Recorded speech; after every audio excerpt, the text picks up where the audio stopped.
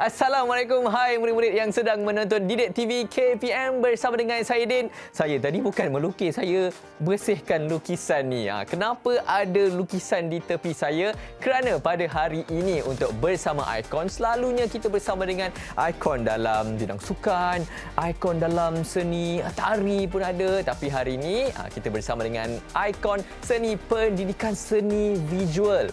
Bijak seni Cikgu Irma akan bersama dengan kita pada hari ini.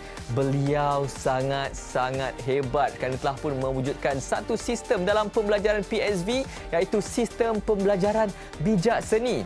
Sudah pastinya episod hari ini menjadi inspirasi kepada murid-murid di luar sana.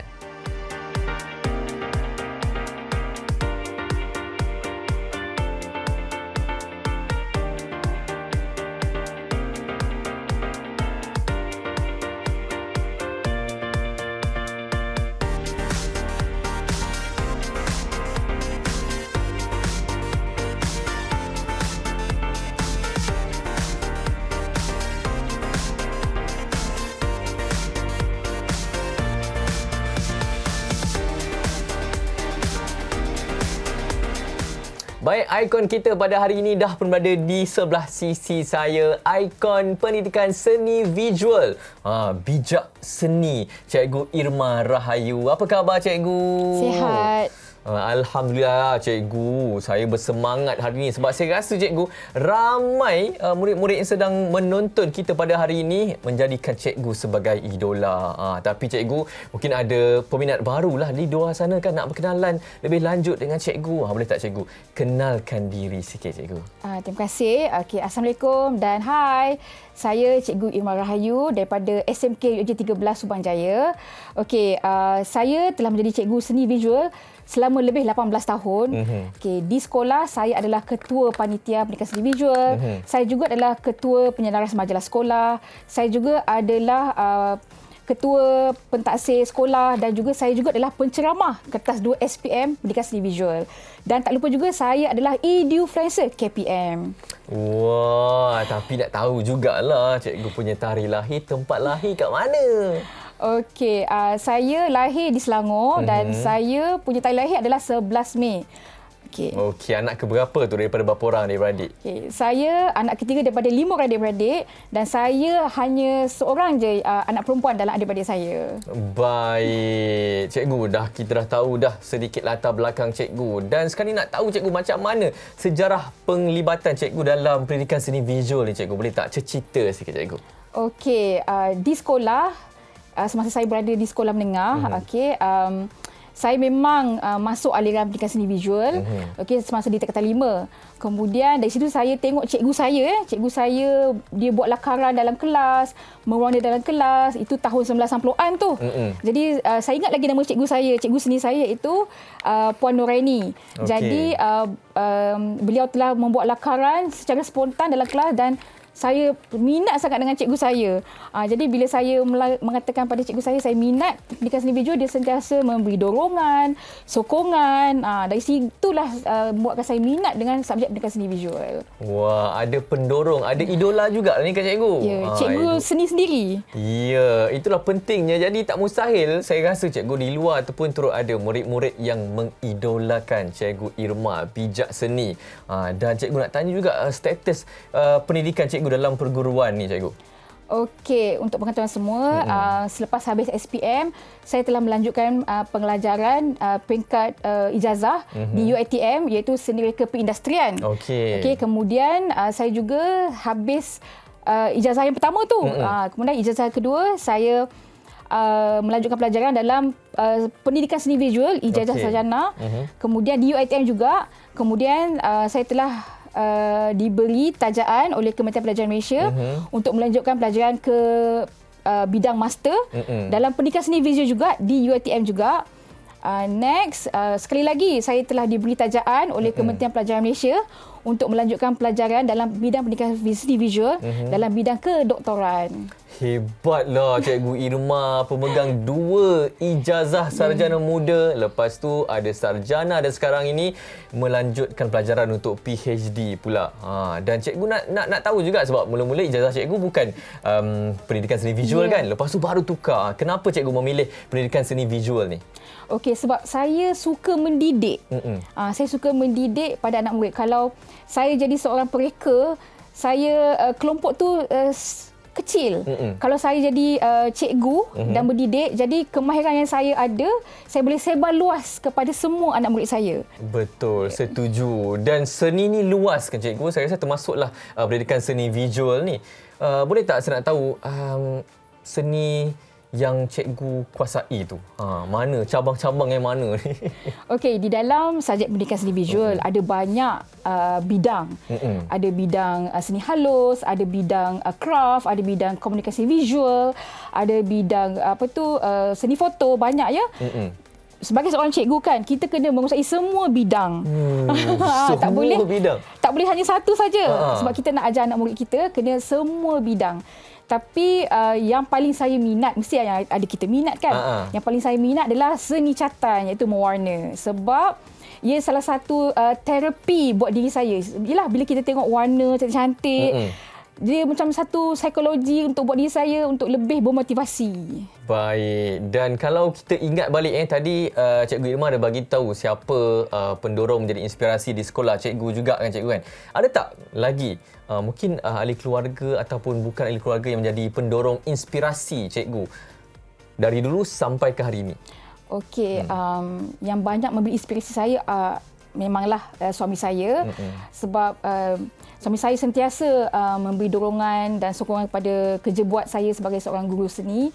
Sebab apabila kita menghasilkan seni, nak jaga anak-anak tu kan, anak saya ada 4 orang tau, nak jaga anak saya. Jadi kami akan sama-sama saling memahami dan sama-sama saling bekerjasama.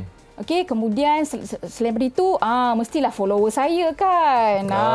Follow bijak seni yang sentiasa memberi saya idea, memberikan pendapat. Kemudian yang ketiga, mestilah rakan-rakan guru di sekolah yang sentiasa menyokong, dan rakan-rakan guru pendidikan seni visual satu Malaysia yang sentiasa memberi nasihat kepada saya, kemudian memberi dorongan kepada saya, kemudian sentiasa melontarkan kata-kata motivasi untuk terus berkarya dan menghasilkan bahan-bahan bantu mengajar yang berkualiti dan yang menarik. Itu dia penuh bersemangat. Tapi kan nak tahu juga kita ni bersama ikon. Tapi nak tahu juga siapa ikon yang diminati oleh Cikgu Irma sendiri? Okey, macam saya ada pengalaman berjumpa dengan Tun Dr. Mahathir dan saya memang meminati Tun Dr. Mahathir kerana pertama ada satu slot sesi bersama dengan beliau. Masa tu hanya saya seorang sahaja cikgu. Sebab saya pakai name tag, dia nampak saya, lepas tu dia bersama dengan saya. Tun Dr. Mahathir cakap dekat saya, "Cikgu ya." Lepas tu dia cakap, "Cikgu, anda adalah acuan generasi pada masa akan datang. You are the mold for next generation." Dari situ saya terus tekad bahawa saya bersama-sama rakan guru ni memang akan memberi satu impak kepada generasi akan datang. Kami ni membentuk generasi akan datang. So betapa mantapnya kata-kata tu kan, memberi kesan betul lah. Ya, mesti meremang lah cikgu. Bila dengar waktu tu saya pun meremang ni. Tambah-tambah lagi ayat itu diberitahu oleh Tun Mahathir kan, ikon negara kita. Dan cikgu, kalau untuk ikon seni pula cikgu, mungkin ada apa-apa yang cikgu jadikan inspirasi waktu berkarya tu ke kan? Okey, macam saya suka Vincent van Gogh. Beliau adalah Vincent van Gogh, beliau adalah pelukis impressionism, dan karya-karya beliau sangat menarik dan melibatkan emosi. Jadi melibatkan warna, emosi. Memang bila saya memang ada simpan karya beliau yang mana memang jadikan sebagai panduan untuk saya dan juga murid. Baiklah, sekejap lagi kita sambung bersama dengan ikon kita pada hari ini, Cikgu Irma. Kita berhenti rehat dulu. Teruskan bersama dengan kami di Didik TV KPM.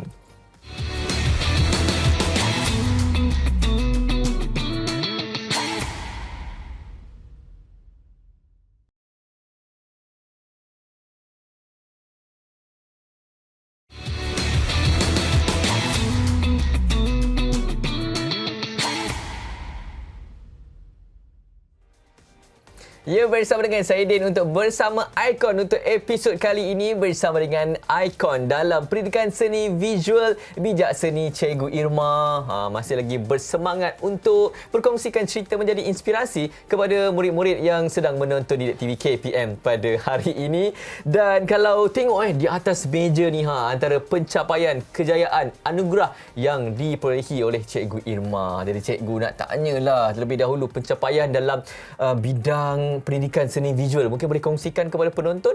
Okey, ada dua Din, yang saya telah capai dalam pendidikan seni visual, iaitu yang pertama iaitu anugerah Guru Inovatif Negeri Selangor, di mana saya telah menangi anugerah bagi inovasi saya bijak seni, iaitu saya telah menghasilkan satu inovasi seni siasatan semasa PDPR, iaitu pengajaran dan pembelajaran di rumah, di mana saya telah menghasilkan satu modul.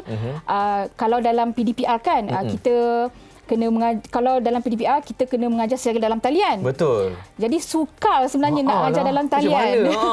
Jadi saya telah menghasilkan satu modul bijak warna.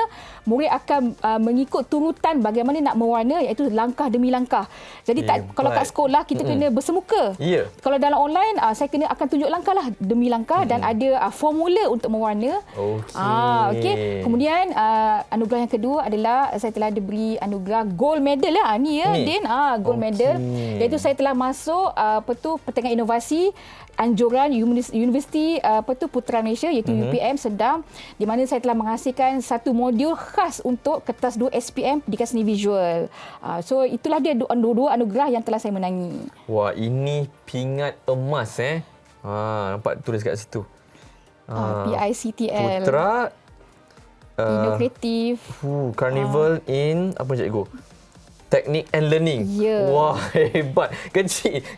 Tak payah nak baca tapi hebat. Bukan calang-calang kejayaan. Dan cikgu, ini untuk dalam pendidikan seni visual. Kalau di luar bidang pendidikan seni visual, cikgu? Okey, saya juga pernah, ni pengalaman yang tak pernah saya lupakan lah. Saya pernah memenangi peringkat dunia iaitu pertandingan reka cipta kereta. World International Formula 1, iaitu saya dengan anak murid saya telah menghasilkan satu reka bentuk kereta Formula 1 dan di peringkat dunia, di mana kami ni kena bersaing satu dunia. Macam World Cup tu lah. Okey. Dan alhamdulillah saya telah memenangi piala ni, iaitu FIA Women in Motorsport Awards. Okey, FIA Women in Motorsport tu maksud dia saya telah membawa pasukan perempuan. Dan murid-murid perempuan lah ni? Ya, murid perempuan. Jadi kami telah bersaing dengan pelajar lelaki dan kami telah diberi anugerah. Kemudian itu pertama, yang keduanya, sekolah saya telah mendapat ranking nombor 9 peringkat dunia. Itu dia. 10. Dan nak tahu Din di mana? Di Ferrari World Abu Dhabi. Hebat, cikgu, terharu saya. Waktu tu cikgu berada di sekolah mana cikgu waktu tu? Di SMK Area 13. Saya bangga sebab sekolah harian biasa mampu bersaing di peringkat antarabangsa. Wah, kalau ada murid-murid cikgu yang turut serta waktu di Abu Dhabi yang sedang menonton sekarang ni, mesti bangga kan, boleh mengimbau lagi pengalaman dan pergi dengan harapan pulang dengan kejayaan ni. Peringkat dunia cikgu. Dan paling best tu saya merasalah dengan anak murid saya naik kereta roller coaster terpantas di dunia 1 minit, tak silap saya. Berdebar betul. Dengan anak murid saya menjerit, tapi memang pengalaman yang sangat membanggakan. Ya, sebab pasal pengalaman cikgu, mungkin boleh cikgu kongsikan antara pengalaman manis cikgu ialah berada dalam bidang perguruan ni cikgu. Okey, perkara pertama adalah ada pengalaman manis memang sangat banyak. Yang pertama adalah saya mendapat latihan di Proton, di mana Proton telah menyediakan latihan bersama dengan anak murid saya selama 6 bulan. Saya diajar bagaimana nak mereka bentuk kereta, lepas tu mengalami suasana nak mereka bentuk kereta, nak mewarna, diberi pendedahan saya dengan anak murid tentang penjenamaan sesuatu kereta. So Proton ni adalah syarikat pemotoran nasional kita kan. Jadi mereka telah menaja pasukan kami yang sekolah harian biasa saja, memang pengalaman tak boleh lupa. Kemudian saya juga telah mencipta nama sekolah saya dengan anak-anak murid saya di Malaysia Book of Record. Ni dia Malaysia Book of Record. Okey, saya bersama tim anak murid saya telah menjahit sofa terpanjang di Malaysia. Sofa? Ya. Menjahit sofa terpanjang? Ya. Okey, sofa tu kan ada macam 3 tempat duduk, 2 tempat duduk. Berapa tempat duduk sofa terpanjang tu? Berapa orang boleh muat? Itulah saya tak lupa lah saya. Dah lama tapi panjang lah kan sebab sampai masuk Malaysia Book of Records. Ya, dan kami diberi latihan oleh syarikat Moswell untuk menjahit. Saya tak pernah menjahit je. Kemudian saya dengan anak murid belajarlah menjahit daripada kain jeans jeans yang terpakai, so kita tak ada buang kan, jeans yang terpakai, so kita pun akan menjahit lah. Ui, kalau ada lagi sofa tu, saya nak duduk dekat atas sofa tu sekali dengan cikgu. Tapi itulah, itu kenangan manis, pengalaman manis. Mungkin ada pengalaman pahit cikgu. Boleh kongsikan. Okey, pengalaman pahit saya adalah kita ni nak pergi sekolah. Lepas tu kita ni nak bersedia untuk mengajar. Kita dah sedia dah bahan-bahan bantu mengajar. Bilik seni, studio seni dah kemas semua. Lepas tu kita dah pesan pada murid untuk bawa bahan untuk belajar kan pendidikan seni visual.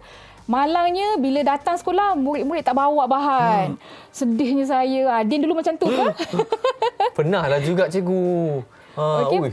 Kemudian saya pun nak minta beritahulah anak murid saya, kalau memang ada tahu bahan kami sediakan, tapi kena berkongsi, tak best. Jadi murid pun macam sedih lah kan. Jadi saya harap ibu bapa di luar sana, kalau ada subjek seni visual, bantu anak murid kita sediakan bahan-bahan supaya mereka tak ada rasa down, sedih kan. Murid-murid pun sama juga, bila dah cikgu pesan suruh bawa tu, kena ingat dalam memori, jangan lupa. Sebab Cikgu Irma itu merupakan pengalaman pahit tau, ingat sampai sekarang. Memang mencabar tu sebenarnya kan. Kita dah prepare. Cikgu sebut pasal mencabar tu, cabarannya, cabaran sebagai seorang guru pendidikan seni visual, guru seni tu cikgu. Ya, betul. Apa dia cabarannya selain daripada murid lupa nak bawa? Okey, kemudian cabaran yang kedua adalah apabila kami nak wakil Malaysia kan. Jadi saya sekolah harian biasa yang tiada nama kan sekolah tu, jadi kami terpaksa mencari penaja. Jadi banyak syarikat yang tidak yakin dengan sekolah kami. Jadi tapi berkat usaha saya, tak putus asa, saya ketuk setiap syarikat di luar sana, hantar email, tak putus asa. Tak putus asa. Saya usaha dengan anak murid saya cakap dengan anak murid saya, ini cabaran kita cuba. Akhirnya memang mereka yakin dengan idea yang kami bawa, dan berjaya juga akhirnya. Ya, nama cikgu, nama SMK USJ 13 terpatri dekat peta dunia. Membanggakan, bukan nama sekolah ni tau, membanggakan Malaysia sebenarnya. Selepas tu cikgu ada lagi tak macam kejohanan pertandingan macam ni lagi?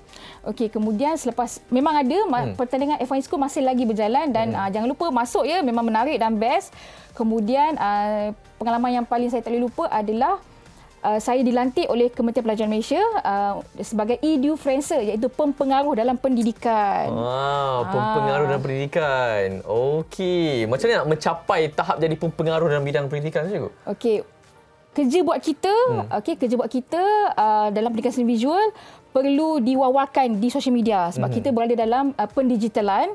Jadi segala kerja buat kita tontonkan dalam sosial media. Apabila parent, ibu bapa percaya dengan konten kita, mereka memang akan follow, dan follower saya pun parent juga, ibu bapa. So kita kena bina trust tu terhadap ibu bapa dan juga masyarakat dan netizen lah especially kan.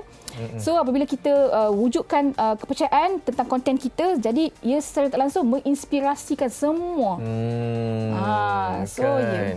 Menjadi seorang pempengaruh yang memberi impak yang positif, bukan menjadi pempengaruh yang buang masa, memberi impak yang negatif. Tapi saya dapat rasa yang ada murid-murid yang sedang menonton kita sekarang ni cikgu, termasuklah cikgu juga, nak tahu macam mana nak masuk ni kalau ada lagi cikgu. Macam mana cikgu buat waktu tu boleh menyertai pertandingan ni cikgu? Okey, pertandingan F1 Schools ni boleh pergi ke laman web pertandingan www.f1schools.com Malaysia.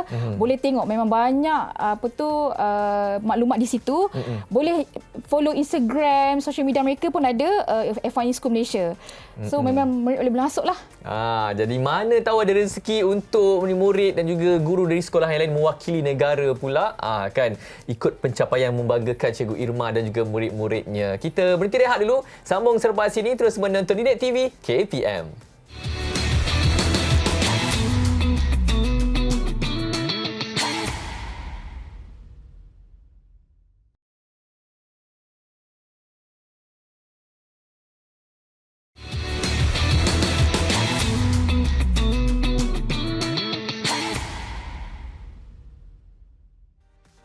Terima kasih kepada murid-murid yang sedang menonton bersama Icon bersama dengan Saidin dan juga Cikgu Irma. Kita dah terang-terangkan sekarang ni bukan bersama dengan Icon sukan ke Icon seni tari ke, tapi Icon pendidikan seni visual bijak seni Cikgu Irma yang cukup-cukup hebat. Nampak sambil kita berborak ni pun dia siap mewarna. Cikgu memang hari-hari rutin mewarna ke cikgu? Memang saya minat mewarna sebab ia salah satu terapi diri untuk diri saya. Bila saya mewarna tu, saya rasa macam rasa tenang, rasa seronok. Lebih-lebih bila orang puji. Din cantik tak, Din? Cantik sangat. Habis saya tunjuk. Ni yang saya tengah buat ni. Okey, painting saya adalah watercolour, right? Cikgu buat sebelah tangan je. Cikgu melukis. Tapi ada ke orang melukis dua tangan? Tak ada kan cikgu? Tak ada. Memang melukis dua tangan. Wah, cantiknya. Tapi sambil-sambil cikgu mewarna ni, kita berborak jugalah. Cikgu nak tahu juga rutin seorang guru. Cikgu Irma rutin sebagai seorang guru ni cikgu. Okey, sebagai seorang guru, perkara pertama di rumah dah uruskan anak-anak. Lepas tu saya pun pergi ke sekolah. Semasa di sekolah saya juga adalah guru kelas. Jadi saya akan masuk guru kelas yang saya ajar. Saya pastikan kelas tu bersih, kemas, ceria, cantik sebelum murid masuk. Jadi kita ni kena awal lah datang ke sekolah. Sebab pukul 7 tu saya dah sampai sekolah dah. Dah pastikan kelas bersih, kemas, ceria, dah bosah lampu siap-siap. Kemudian di studio seni, di sekolah saya ada studio seni. Selaku ketua panitia pendidikan seni visual kan, pastikan studio seni kemas, bersih, peralatan semua teratur, dikemas kini supaya murid masuk je terus ni dia ceria, semangat seronok lah orang kata gitu. Seronoknya jadi murid-murid Cikgu Irma. Beruntung murid-murid di SMK USJ 13 dan cikgu bukannya cikgu di sekolah saja tapi juga seorang influencer ataupun pempengaruh terutama sekali di aplikasi TikTok, content creator lah ni. Cikgu macam mana cikgu membahagikan masa sebagai tenaga pengajar, seorang cikgu content creator untuk bijak seni pula. Cikgu boleh je kita sembang sambil mewarna. Okey. Sebagai contoh kan, sebagai content creator sebab disiplin. Disiplin penting. Apa-apa kita buat kan, disiplin tu sangat penting. Pertama saya akan menguruskan rumah, tangga, anak-anak, suami. Lepas tu saya pergi ke sekolah. Dah habis kerja buat saya di sekolah, saya balik rumah, saya pun uruskan rumah tangga dulu. Lepas tu saya terus hasilkan konten, okey.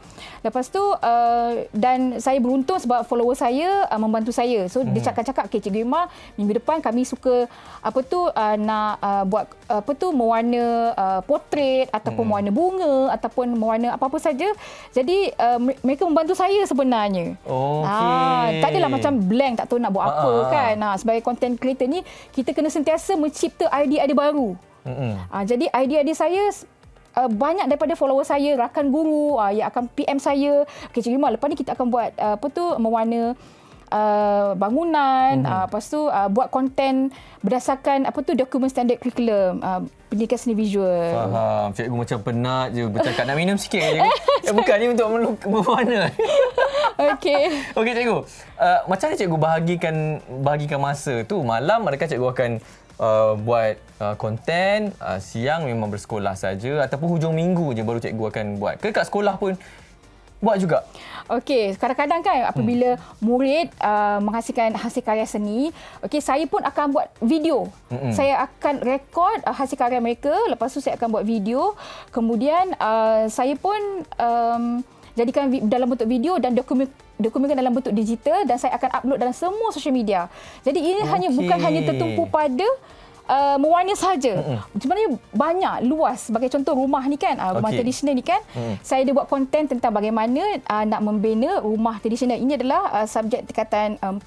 Okey. Itu membina rumah. Jadi tingkatan 5 pun belajar juga. Jadi saya buat konten bagaimana nak mereka bentuk rumah tradisional. Jadi daripada situ secara langsung saya telah membuat konten untuk bijak seni.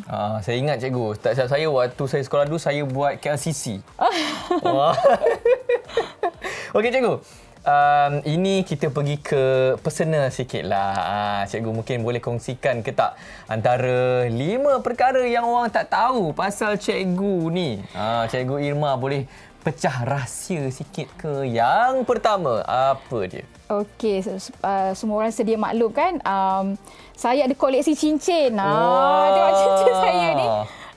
Tengok cincin saya ni. Macam ni cikgu, macam ni tunjuk kat kamera. Macam ni, tunjuk. Saya tunjuk. Okey.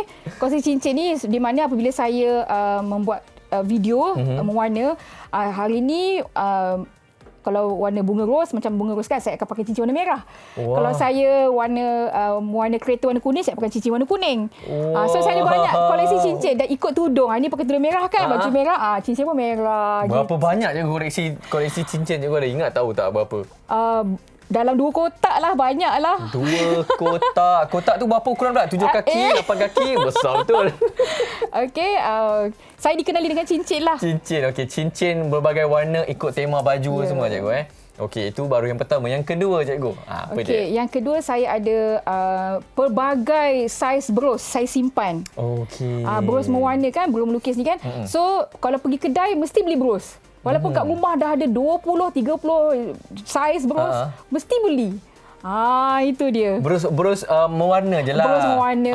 Bukan bros pergi cuci kasut tu. Tak. Bros mewarna. So, berapa banyak cikgu brosnya? Saya rasa saya ada lebih 50 batang bros lah. Kenapa cikgu tertarik dengan bros ni sebenarnya? Sebab rupa dia ke warna dia? Saya tengok warna-warni cikgu punya bros. Okey, sebagai contoh kan, saya ada buat bros ni kan. Okey.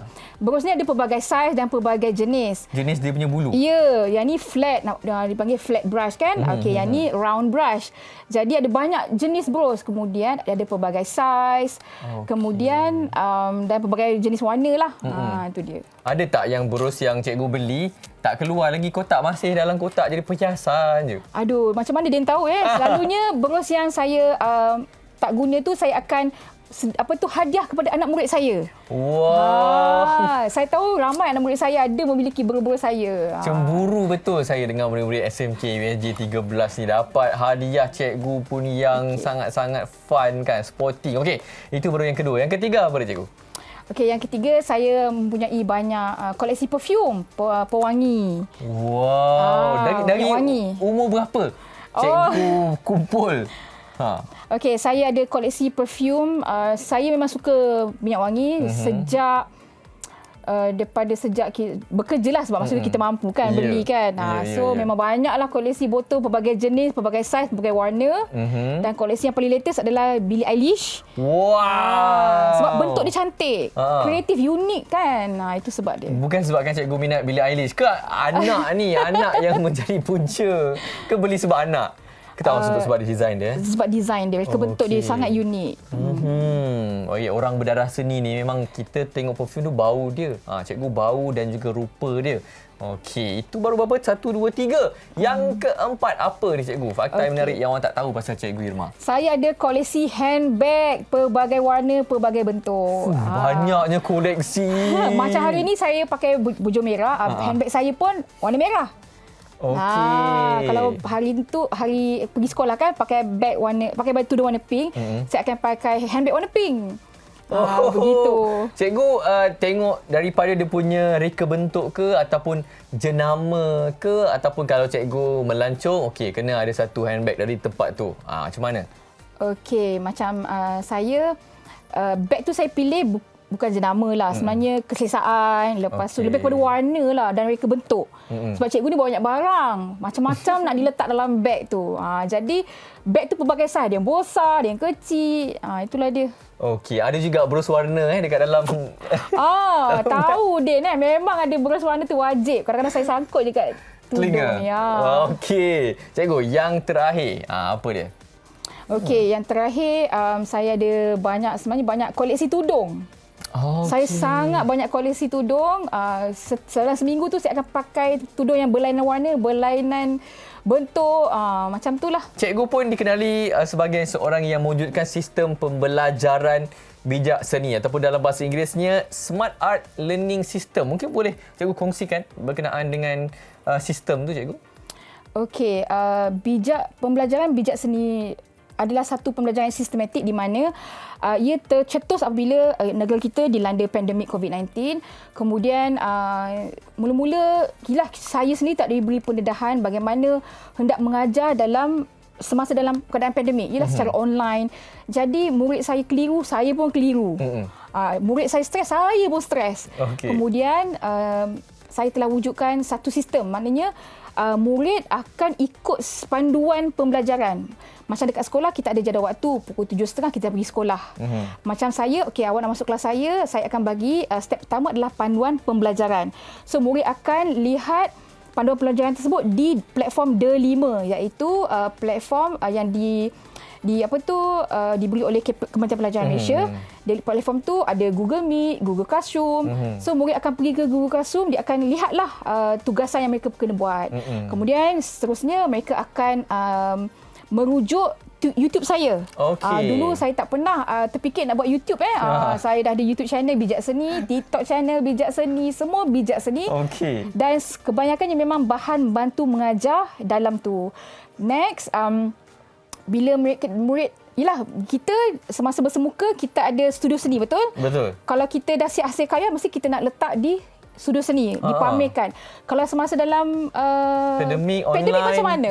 Jadi, selepas saya siapkan panduan pembelajaran, jadi murid dah hasilkan hasil karya, murid akan upload dalam Padlet, aplikasi Padlet. Saya wujudkan galeri maya. Jadi murid akan letak semua hasil catatan dalam Padlet. Padlet tu terkandung dalam D5, platform D5, di mana ia percuma. Jadi murid akan upload dalam galeri maya. Jadi rakan-rakan semua boleh nampak hasil karya murid-murid lain. Dan mereka boleh komen. Dari situ murid akan, saya dah ingatkan, okey, kita akan buat apresiasi seni. So kita akan komen secara berhemah. Kita ajar dia. Kita ajar dia bagaimana memberi komen yang berhemah karya-karya rakan-rakan dia.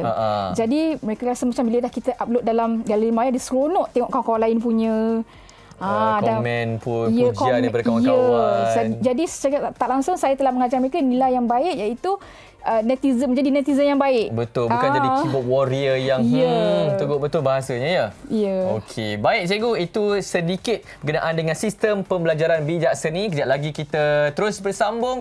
Kita nak berberak dengan Cikgu Irma. Terus menonton Didik TV KPM.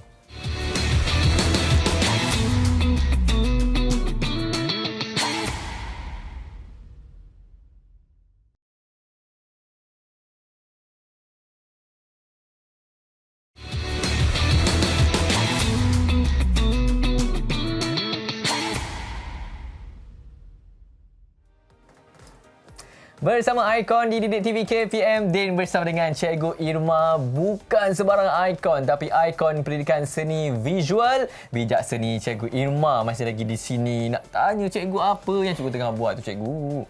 Okey, ini adalah salah satu topik dalam tingkatan 3, iaitu seni tekad.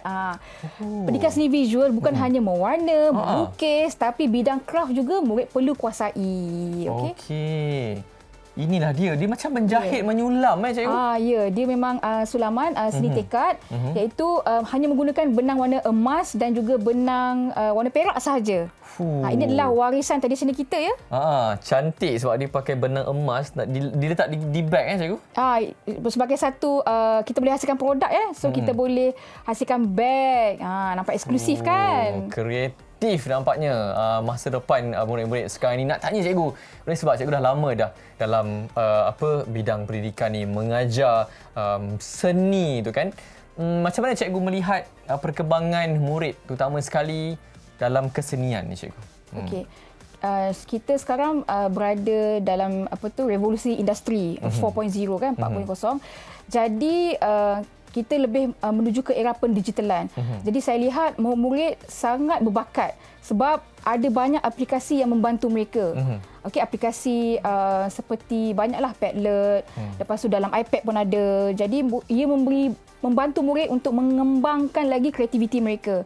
Kemudian ada juga cikgu-cikgu yang menghasilkan video pembelajaran bagaimana nak membantu murid. Jadi saya tengok tiada alasan dah murid tak tahu nak buat. Kan. Tak ada alasan, memang akan tahu punya. Disebabkan oleh perkembangan teknologi lah. Jadi murid-murid kena perlu bijak menggunakan, mencari kekuatan bakat masing-masing. Dan lebih bertuah sebenarnya murid-murid hari ini ada Sekolah Seni Malaysia. Apa pendapat cikgu tentang kewujudan sekolah seni? Okey, bagi saya sekolah seni visual tu memang sangat bagus, sangat baik dan harap diperbanyakkan di setiap negeri. Kerana sekolah seni ni dia pengkhususan dalam bidang pendidikan seni visual. Pendidikan seni visual, lepas tu seni muzik, lepas tu persembahan. Jadi murid-murid yang memang terselah bakat di dalam pendidikan seni tu, dia terus masuk ke sekolah seni. Ya, tak adalah kira macam membuang masa masih mencari ala tuju. Kalau minat seni, masuk sekolah seni. Jangan buang masa. Dekat situ ramai cikgu-cikgu yang berbakat yang boleh membantu kan cikgu kan? Ya, betul. Dan cikgu dah meraih pelbagai kejayaan, pencapaian bukan je di dalam Malaysia tapi juga sehingga ke luar negara. Mungkin cikgu boleh kongsikan cikgu resepi kejayaan untuk murid-murid di luar sana. Okey, kejayaan saya banyak didorong oleh keluarga. Memang of course lah keluarga yang akan banyak membantu saya. Kemudian selain daripada itu rakan-rakan guru di sekolah dan rakan-rakan guru di satu Malaysia yang sentiasa mendoakan saya, memberi saya idea-idea baru. Kemudian of course lah memanglah follower saya yang sentiasa memberi saya dorongan, sokongan. Memang itu menjadi kekuatan saya lah sehingga saya boleh berdiri di sini. Okey, selain itu cikgu ada tak tips yang mungkin murid-murid ni nak berjaya, nak jadi macam cikgu, ada sifat ataupun sikap negatif yang diorang perlu buang? Apa dia cikgu? Okey, perkara pertama malas. Malas ni tak ada ubat. Dia kena diri sendiri kena cuba untuk disiplin diri. Okey, kalau kita malas buat apa pun tak jadi. So kena rajin. Tapi susah dah cikgu kan. Kalau macam cikgu dengan tugas sebagai seorang guru, lepas tu content creator lagi kan, nak berinteraksi lagi dengan followers, macam mana tu cikgu? Macam mana nak datangkan sifat rajin tu, nak pupuk tu? Okey, untuk kita kena cari kekuatan kita. Kekuatan macam kekuatan saya mewarna. Saya suka mewarna. Jadi saya banyak buat konten mewarna saja. Jadi murid-murid di luar sana kena tengok kekuatan kita, kekuatan diri sendiri. Dari situ dapat tahu satu kekuatan, jadikan dia sebagai satu kandungan untuk anda terus maju diri. Teruskan, jangan putus asa. Biasalah memanglah orang akan komen kita. Betul, awal-awal tu mesti ada yang mencaci, mengeji. Kecam kan? Kecam Tapi yang kecam tu 1% je.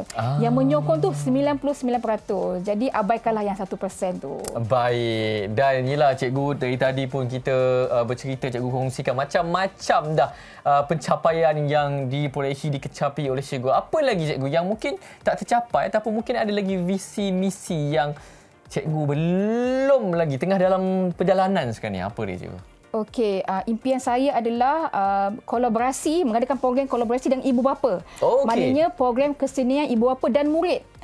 Kerana ibu bapa kena tahu kerja buat murid ni dalam pendidikan seni visual. Sebab stigma ibu bapa pendidikan seni visual ni macam subjek yang ala biasa-biasa je, luki-luki warna-warna. Tidak ya. Ia boleh menjana pendapatan. Boleh mencetus kreativiti murid, kreativiti ibu bapa tu sendiri. Okey, sebab ibu bapa dia tidak nampak apa kerja buat anak dia sendiri di sekolah kan. Jadi dengan adanya program kesenian ibu bapa dan murid, jadi ibu bapa ni lebih tahu menghargai hasil karya anak murid, anak dia sendiri. Kemudian dia tahu subjek pendidikan seni visual ni bukan hanya sekadar mewarna melukis, tapi menghasilkan idea-idea baru, memupuk kreativiti inovatif dalam diri anak murid itu sendiri, dan juga dia sebagai salah satu pencetus bagaimana nak menyelesaikan sesuatu masalah. Besar sebenarnya impak mata pelajaran ni. Baik, cikgu, apa harapan cikgu untuk industri seni visual ni cikgu? Okey, harapan saya adalah saya mengharapkan banyak lagi syarikat korporat di luar sana bergabung dengan pihak sekolah untuk macam memberi sokongan, menaja program-program kesenian supaya murid-murid ini dia tahu bagaimana subjek pendidikan seni visual boleh bawa mereka dalam kerjaya macam mana. Prospek kerjaya, sebab mereka belum nampak lagi kan, kadang-kadang mereka tak berapa jelas. Dengan adanya kolaborasi dengan syarikat korporat, jadi ia membantu murid-murid ini mendepani revolusi industri 4.0. Baik, terima kasih cikgu. Yang terakhir, apa nasihat cikgu kepada generasi muda di luar sana yang ingin mencuburkan diri dalam bidang seni visual ni cikgu? Okey, nasihat saya pertama, jadi diri sendiri. cipta jenama sendiri. Macam saya bijak seni. Ya. Okey, kita cipta jenama sendiri, kemudian hasilkan karya-karya sendiri. Okey, jangan amalkan plagiarism. Itu tidak bagus. Kan. Kemudian disiplin diri dan committed dengan apa yang anda buat. Jangan putus asa, terus berjuang dan berjuang. Baik, terima kasih ucapkan kepada Cikgu Irma Bijak Seni kita untuk ikon pendidikan seni visual kita pada hari ini. Banyak sebenarnya yang kita belajar, yang kita perolehi. Semoga menjadi inspirasi dan juga boleh jadikan Cikgu Irma sebagai idola murid-murid di luar sana. Sehingga berjumpa lagi. Assalamualaikum. Bye-bye. Bye. Cikgu saya nak buat dah cikgu. Macam mana nak buat tekad ni?